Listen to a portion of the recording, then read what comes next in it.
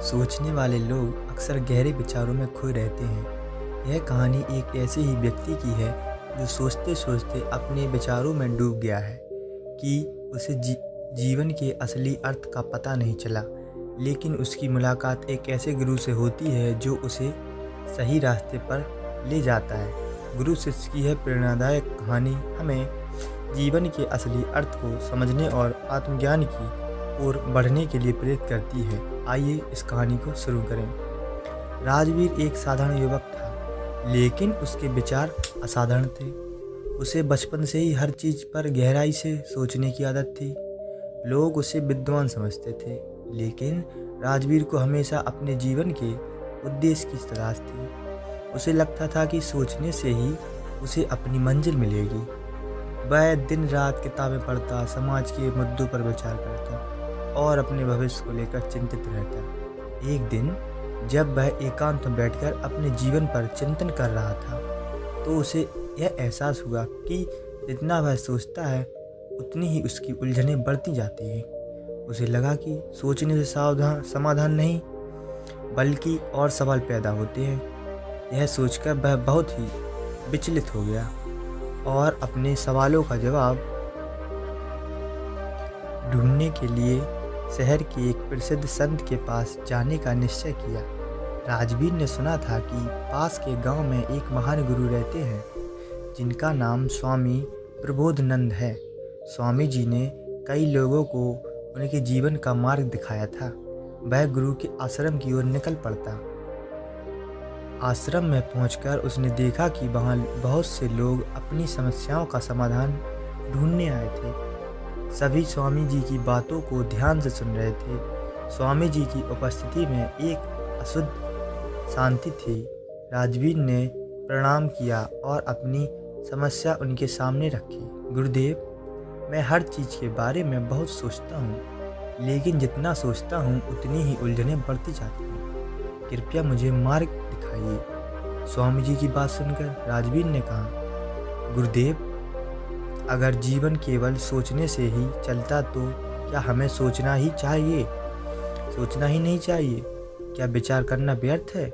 गुरु ने उत्तर दिया, सोचने का मतलब यह नहीं कि हम जीवन की हर परिस्थिति को बिना अनुभव किए ही समझ लें। सोच विचार आवश्यक है, लेकिन अगर हम केवल विचारों में खोए रहते हैं तो हम अपने आसपास की सच्चाइयों से दूर हो जाते हैं। जैसे ही एक नाविक को सागर पार करना हो, लेकिन वह सिर्फ नक्शा देखकर ही सागर पार नहीं कर सकता, उसे सागर में उतरना पड़ेगा। राजवीर ने पूछा, तो फिर हमें क्या करना पड़ेगा गुरुदेव? स्वामी जी ने मुस्कुराते हुए कहा, इस प्रश्न का उत्तर तुम्हें स्वयं खोजना होगा।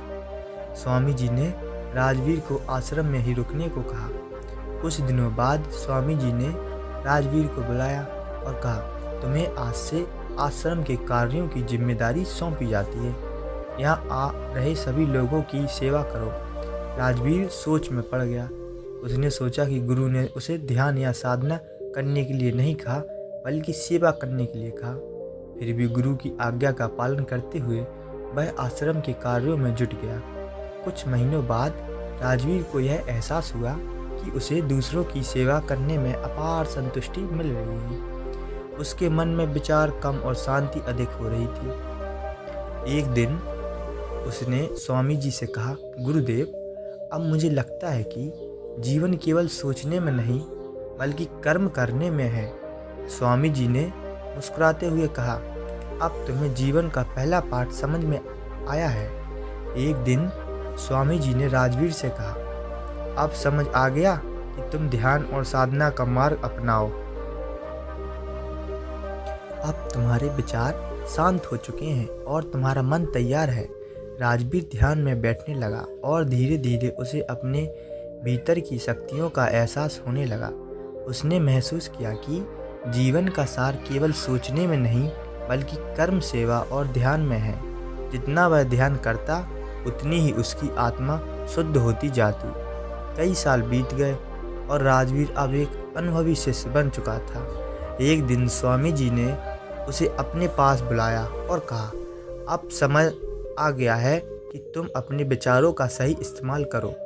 सोचने का कार्य तब सार्थक होता है जब वह हमें जीवन में सही दिशा दिखाए। राजवीर ने पूछा, गुरुदेव यह कैसे संभव है? स्वामी जी ने कहा, जब तुम अपने विचारों का उपयोग दूसरों की भलाई के लिए करोगे तब ही तुम्हारी सोच सार्थक होगी।